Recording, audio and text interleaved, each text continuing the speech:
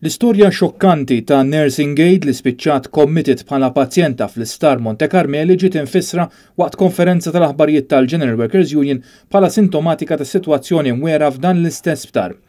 Is-Segretarju tat-Taqsima Gvern u Entitajiet Pubbliċi tal-General Workers Union Jeremy Camilleri spjega kif lejn l-aħħar ta' Ġunju din il-persuna kellha argument ma' superjur tagħha.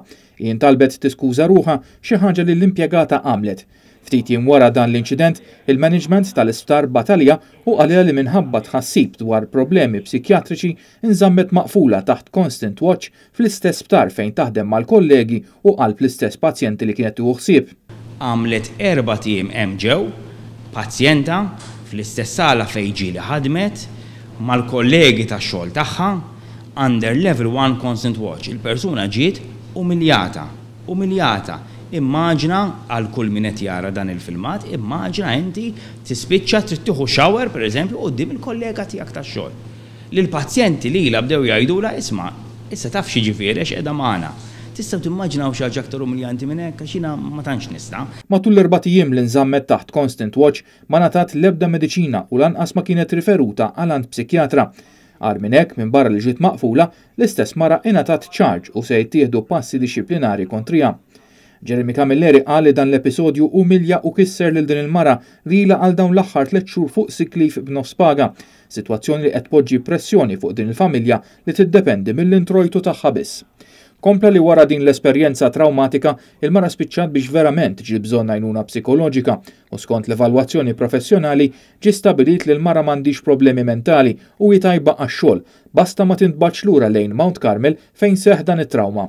Jeremy Camilleri kompla li l-Union għamlet diversi appelli lis-Segretarju Permanenti fil-Ministeru tas-Saħħa sabiex il-mara tiġi trasferita lejn post ieħor fid-Diviżjoni tas-Saħħa bl-istess xogħol, paga u kundizzjonijiet, iżda sa issa ma kien hemm ebda risposta.